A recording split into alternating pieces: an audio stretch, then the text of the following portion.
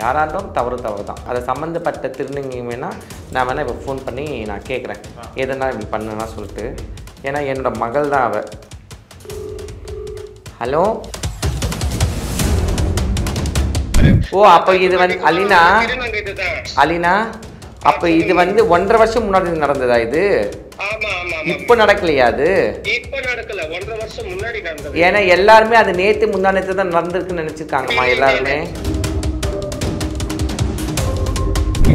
இல்லை, அப்போ நடுவில் ஒரு போலீஸோட வந்து ஒரு தவறான முறையில் பேச்சுவார்த்தை நடந்ததுமா? அது ஒரு வருஷம் முன்னே நடந்தது. அந்த போலீஸ் வந்து நம்ம கிட்ட ஜாலியா பேசுவாரு, நடுவுல இவங்களா வாட்டிங்க போயிங்கன்னு சவுண்ட் போட்டு காட்டுறாங்க. அதெல்லாம் எதுவுமே everything is fake mummy, I will prove. நெருப்பு வந்து பத்துனதுலாம் தான் இப்போ இந்த பிரச்சனையே, கரெக்டா? ஆனால் 1000 அர்த்தங்கள் நம்ம சொன்னா கூட, 1000 விளக்கங்கள் சொன்னா கூட எல்லாருக்கும் ஒரு மாதிரி அவுக்குன்னு ஆயிடுச்சு, ஒரு பயம் வந்துச்சு. ஐயோ, ஏற்கனவே திருநங்கைலாம் வந்து ரொம்ப ஒரு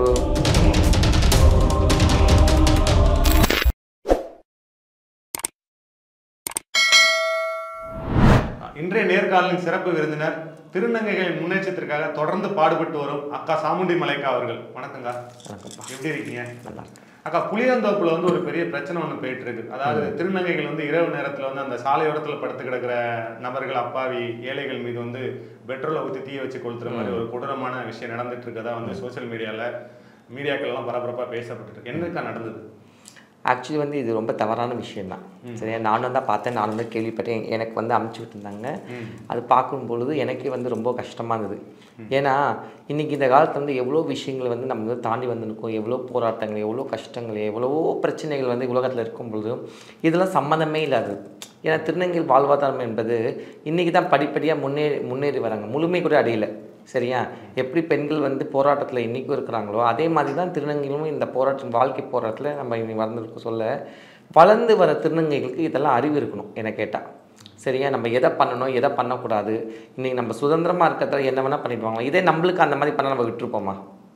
இதே ஒரு திருநங்கை பத்துன்னு இருக்க சொல்ல நம்ம வந்து கையில் காலோ ஏதாவது ஒரு பேப்பர் எரிச்சோ, இல்லை பெட்ரோல் ஊற்றியோ, இல்லை டீசல் ஊற்றியோ எதையாவது ஒன்று பண்ணிட்டா நாம் திருநங்கை சமுதாயம் சும்மா இருப்போமா?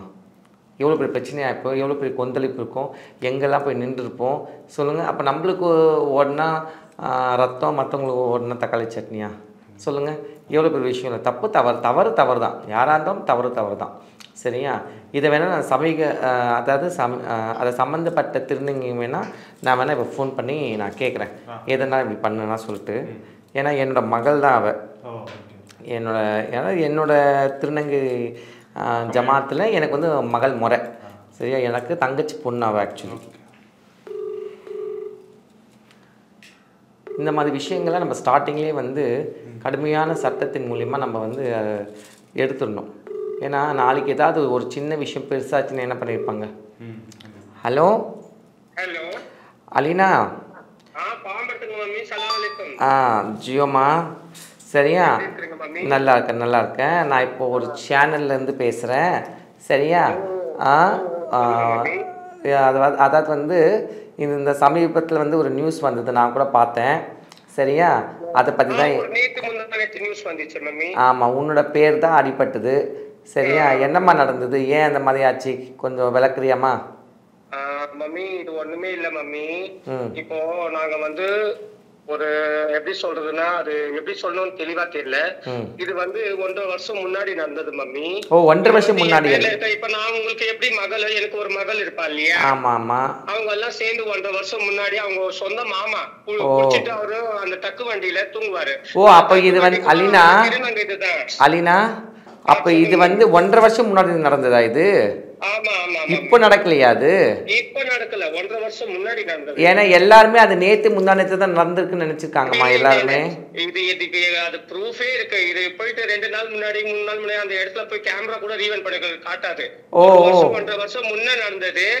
நாங்க வந்து ஒரு கமிஷனர் ஆபீஸ்ல ஒரு கம்ப்ளைண்ட் பண்ணிருக்கிறோம். அந்த மோட்டிவேஷன் காரணமாக இந்த திருநங்கை வந்து ஒரு தப்பான தகவல்கள் எல்லாம் இந்த மாதிரி பிட்டா எடுத்து ஜாயின் பண்ணி அதை போட்டு ஏதோ அசங்கப்படுத்துறாங்க மம்மி. இதுதான் நிஜம். இல்லம்மா, இப்ப நான் என்ன சொல்றேன்னா, ஆனா அந்த நெருப்பு வந்தது, தீப்பட்டு, அது உண்மைதானம்மா? அத அவங்க சொந்த மாமாவை பண்றது. அவன் வருஷம் அவங்க மேல பட்டாசு எரிப்பான், பட்டாசு கொளுத்துவான், அந்த மாதிரி எல்லாம் பண்ணி மூமெண்ட் எல்லாம் அவ பண்ணுவான். அதாவது அவங்க சொந்த மாமா கிட்ட அவங்க ரிலேஷன் கிட்ட அவ விளையாடும் பொழுது பிராங்க்னு சொல்லி பண்ணதா இது? பிராங்க் பண்ண வீடியோ அது. அப்ப அவருக்கு தீக்காயம் ஆன மாதிரி காட்டினாங்களாமா? இல்ல அதெல்லாம் ஃபேக் மம்மி. அப்படியா? எனக்கு சமூக இது வரும், இதுக்கு கண்டிப்பா பதில் அடி. நான் எல்லாம் ஆதாரத்தோட ப்ரூஃபோட கண்டிப்பா உங்களை நான் பார்க்கணும், தரணும், வரணும். கண்டிப்பா நியாயம் என்னைக்குமே ஜெயிக்கும், உண்மை என்னைக்குமே ஜெயிக்கும். சரியா? சரிம்மா ஓகேம்மா வச்சிருவா. என்ன ஆயிடுச்சுன்னா இது வந்து நாங்க ஒரு கந்துவட்டி ஆக்ட்னால நாங்க 8 பேர் வந்து ஒருத்தவங்க கிட்ட எங்களை ரொம்ப அடிமைப்படுத்தினாங்க. அதனால நாங்க கம்ப்ளைண்ட் கொடுத்துட்டோம். சரி. அவங்க என்ன பண்றாங்க, அவங்க கிட்ட இருக்கிற திருநங்கை இப்ப இந்த மித்து சொல்லிட்டு இன்டர்வியூ கொடுத்தாலே அவன் வந்து இந்த திருநங்கை யாருன்னு தெரியல சொல்ல பாரு. 1 வருஷம் 1.5 வருஷம் நல்லா டிக்டாக் எல்லாம் பண்ண வீடியோ எல்லாம் என்கிட்ட இருக்கு. ஓகே புரியுதுங்களா? அதனால அந்த மோட்டிவேஷனால இவங்களை எப்படி இது பண்ணணும், பழி வாங்கணும் எல்லாம் இதை ஃபேக்கோட பிட்டா எடுத்து சும்மா பப்ளிக் யூஸ் சொல்லிட்டு முடிஞ்சு போன கதையை 1.5 வருஷம் முடிஞ்சு போனா அதுவும் அவன் சொந்தக்காரன். அந்த திருநங்கை போரூர்ல இருக்கிறான், நாங்க புளியாந்தோப்புல இருக்கிறோம். அவங்க இருக்க எனக்கு இல்லைங்க, இவன் குரு பேர் என்ன சொல்லுங்க. நிறைய உண்மைகள் வரும். அது வந்து உங்க ஸ்டேஜ் நான் என்ன சொல்றேன்னா, இப்ப இது சமீபத்துல இந்த மாதிரி ரிலீஸ் ஆன உடனே உங்களை போலீஸ் கூப்பிட்டு விசாரிச்சுதா? உங்க மேல ஏதாவது ஆக்ஷன் எடுத்தாங்களா? இல்ல உங்க லோக்கல் ஸ்டேஷன்ல நீங்க போய் பாத்தீங்களா? அது நாங்க போய் பார்த்தோம். பார்த்ததுக்கு இங்க இருக்கிற ஆதாரம் எல்லாம் காட்டுங்க. அப்படிங்களாமா? சரி உங்க மாமாவை வந்து கூப்பிட்டு பேசுறீங்கம்மா அப்படின்னு. சரி ஓகே. ஏன்னா மக்களுக்கு வந்து இது உண்மை புரியல. அவங்க என்ன நினைச்சிருக்காங்க, முந்தா நேத்து நீங்க வந்து தூங்கி நிற்கிறவங்க வந்து இந்த மாதிரி எரிச்சிட்டீங்க சொல்லிட்டு ரொம்ப. ஏன்னா நானே அப்படிதான் நினைச்சேன். இது ஒரு தப்பான ஃபேக் நியூஸ் இது. சரி ஓகே. வருஷம் முன்னாடி போகில அவங்க மாமாக்கு அவ கிண்டல் பண்ணல. அந்த டக்கு வண்டி கூட அவ சொந்த வண்டி, மாட்டு வண்டி வச்சிருக்காங்க அவங்க ஃபேமிலி. இல்ல அப்ப நடுவுல ஒரு போலீஸோட வந்து ஒரு தவறான முறையில பேச்சுவார்த்தை நடந்ததுமா? அது இதுவும் அதே 1 வருஷம் முன்ன நடந்தது. அந்த போலீஸ் வந்து நம்ம கிட்ட ஜாலியா பேசுவாரு. நடுவுல இவங்களா வாட்டிங்க கொயிங்னு சவுண்ட் போட்டு காட்டுறாங்க. அந்த போலீஸ் நல்லா பேசுவாரு. ஏன் ஒரு காவல் அதிகாரிக்கு இந்த மாதிரி பண்ண ஒண்ணு அன்னைக்கே ஆக்ஷன் எடுத்து ஒரு ஏதாச்சும் எவிடன்ஸ் ஏதாச்சும் ஒரு இது இருக்கணும் இல்லையா? அதெல்லாம் எதுமே everything is fake mummy. I will prove. okay ஓகேமா நல்லது. நான் வருவேன் கண்டிப்பா உங்ககிட்ட எல்லாமே பேசுறதுக்கு நான் வருவேன் மம்மி. கண்டிப்பா சரிம்மா ஓகேமா வெச்சிரவா. ஜியோ இப்போ நம்ம என்ன சொல்ல முடியும்? அதாவது முந்தா நேத்து தான் ஏதோ நடந்துருக்கு சொல்லி நானும் தான் நினச்சேன். ஆக்சுவலி பார்த்தீங்களா இப்போ என்ன சொல்கிறான்னு, 1.5 வருஷம் முன்னாடி ஒரு ப்ராங்க்னு சொல்கிறான். பட் இருந்தாலும் தவறு தான். ஏன்னா ஒரு ப்ராங்க் என்பது ஒரு கண்ணமணி கத்தலாம், ஒரு ஒரு விளையாட்டு பண்ணலாம், ஒரு வரும்பொழுது நம்ம ஒளிஞ்சிருந்து அப்படி வெளியே வந்து இது பண்ணலாம். அந்த மாதிரி ஒரு விஷயத்த ஒரு இது. பட் ஆனால் வந்து இது கண்டிப்பாக தவறு தான். கொஞ்சம் அத்துமீறல் இருக்கும் பொழுது தான் மற்றவங்களுக்கு பயம் வர மாதிரி எந்த ஒரு விஷயத்த நம்ம பண்ணக்கூடாது. கரெக்ட் தானே? ஆனால் ஆக்சுவலி வந்து நம்ம இதை வந்து நம்ம பார்க்குறோம். ஆனால் இன்றைக்கி ப்ராங்க்னு என்னென்னோ பண்ணுறாங்க. பார்த்துன்னு இருக்கீங்களா? அதெல்லாம் சொல்லுங்கள். தெரியாத ஒரு நபர் பக்கத்தில் போய் உட்காந்துட்டு ஏதோ பைத்தியம் மாதிரி பண்ணுறாங்க, லூஸ் மாதிரி பண்ணுறாங்க, ஏதோ சொல்லிட்டு பேசுகிறாங்க, அடிக்கிறாங்க. ஸோ அப்போ நம்ம அதெல்லாம் என்ன பண்ணுறது? சமீபத்தில் கூட ஒரு பொதுமக்கள் ஒரு ஊர்ல கிராமத்து சைடுல ஒரு பொதுமக்கள் குளிக்கிற ஏரி, அந்த ஏரியில இவன் லைக்ஸ் வாங்குறதுக்காக என்ன பண்ணனா ஏரியில ஃபுல்லா பெட்ரோலை ஊத்தி விட்டு தீய கொளுத்தி போட்டுட்டு மேல இருந்து அதுல ஜம்ப் பண்ணி அதை வீடியோ எடுத்து ரீல்ஸ்ல போடுறாங்க. அந்த பையனை கைது பண்ணிட்டாங்க.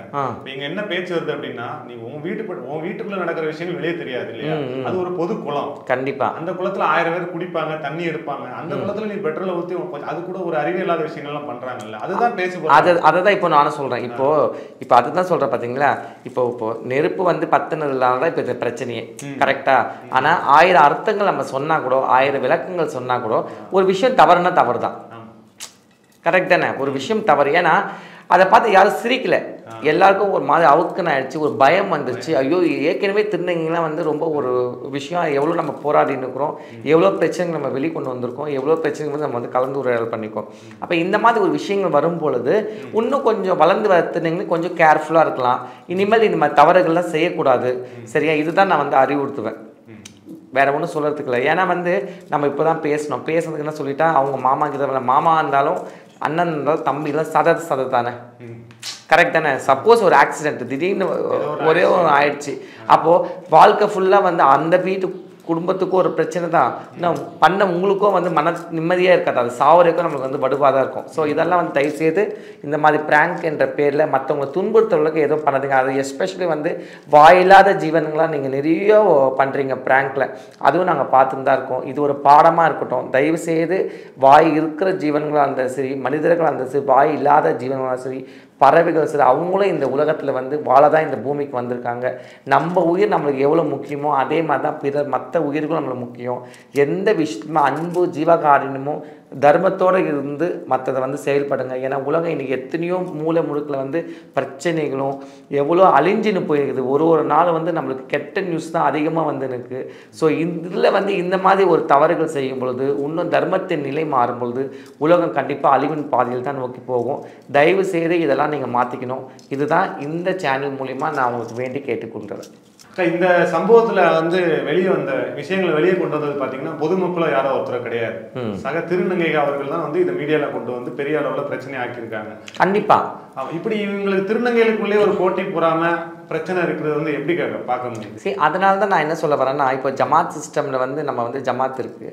ஸோ ஜமாத்தில் வந்து நாங்கள் என்ன சொல்கிறோம், எல்லாருமே வந்து அதில் தவறு செய்யணும்னு சொல்ல முடியல. கரெக்ட் தானே? இப்போ நாய்க்குங்க 21 பேர் இருக்கிறாங்க. அந்த 21 பேரில் வந்து முக்கியமானவங்க வந்து மெயின் வந்து முன்னம்மா எங்கள் நானிதா, அவங்க மாலக், அவங்க தான். அதான் மாலக்னா ஹெட்டுன்னு சொல்லுவாங்க. அந்த 20 பேருக்கு அவங்க தான் ஹெட்டு. பட் இந்த 20 பேரோட திருநங்கைகளும் அவங்களுக்கு கண்ட்ரோலாக இருக்காங்களா கேட்டால் இல்லை. புரியுதா உங்களுக்கு? அப்போது என்ன நடக்குது? அப்போ பிரச்சனைகள் வந்து ஒரு வயதானவங்க வந்து எத்தனை பிரச்சனைக்குள்ளே போக முடியும்? கரெக்ட் தானே? இப்போ நீங்களே பார்த்தீங்கன்னா அந்த 1,10,000 நீங்களே பார்த்துருப்பீங்க. சரியா? ஒரு திருநங்கை வந்து ஒரு வீட்டிலேருந்து இன்னொரு வீட்டுக்கு போகும்பொழுது 1,15,000 வந்து கொடுக்கணும்னு சொல்லியிருந்தாங்க. ஆனால் முன்னாடி அவங்க வந்து என்ன சொல்லிட்டாங்க, இவங்க சொல்கிறப்ப யாருமே அதை ஏற்றுக்கல. ஏன் ஏற்றுக்கல? அந்த காசு மேலே இருக்கிற ஆசையில் நம்ம லட்சமாக வாங்கணும், லட்சமாக கொடுத்தோமே சொல்லிட்டு அந்த ஒரு இதில் வந்து பெரியவங்க பேச்சை வந்து இவங்க யாருமே கேட்கவே இல்லை. ஆனால் இன்றைக்கி நிறைய விஷயங்கள் வந்து நம்ம வெளியே கொண்டு வந்து இதை பற்றி பேசினதால் நிறைய பிரச்சனைகள் ஆனதால் இன்றைக்கி திருநங்கைகளுக்கு வந்து அவங்க ஸ்ட்ரிக்டாக ஆர்டரே போட்டாங்க. அதோட ஆடியோ இது கூட என்கிட்ட இருக்குது. அவங்க தெளிவாக சொல்லிட்டாங்க, இனிமேல்ட்டு வந்து யாருமே வந்து திருநங்கைக்கிட்ட 1,15,000 வாங்கக்கூடாது, 61,000 வாங்கணும். அதே மாதிரி வந்து எந்த ஒரு நிலையிலையுமே கடன் கொடுத்ததோ கடன் கொடுக்காததோ அந்த பிரச்சனை வந்து அவங்கள டார்ச்சர் பண்ணக்கூடாது. ரொம்ப அழகாக பேசி அந்த ஆடியோ ரிலீஸ் பண்ணியிருக்காங்க. ஏன்னா அப்போ வந்து நம்ம யாரை வந்து நம்ம குற்றம் சொல்கிறோமோ அப்போ அவங்க குற்றவாளிகளை நிரூபிக்கிறாங்க. புரியுதா உங்களுக்கு? இதை பாருங்க, தவறான குற்றச்சாட்டா? ஆமாம். 4 டைம் சொல்லிடுறேன். 61,000 16,000 மார்ச் மாதம் வரைக்கும் ரீத்துக்கு பந்து கோரி முறத்துக்கு தான் போடணும். உங்கள் சேலநாத்திங்கிட்ட எல்லாமே கொடுத்துருக்குற காசெல்லாம் வசூல் பண்ணிக்கோங்கம்மா மார்ச் மாதத்துக்குள்ள. அதெல்லாம் வந்து பேசணுமா? இப்போ அதாவது இவங்க ரொம்ப வெரி கிளியராக எக்ஸ்ப்ளனேஷன் இதுக்கு நான் அர்த்தம் சொல்கிறேன் என்ன சொல்லியிருக்காங்கன்னு.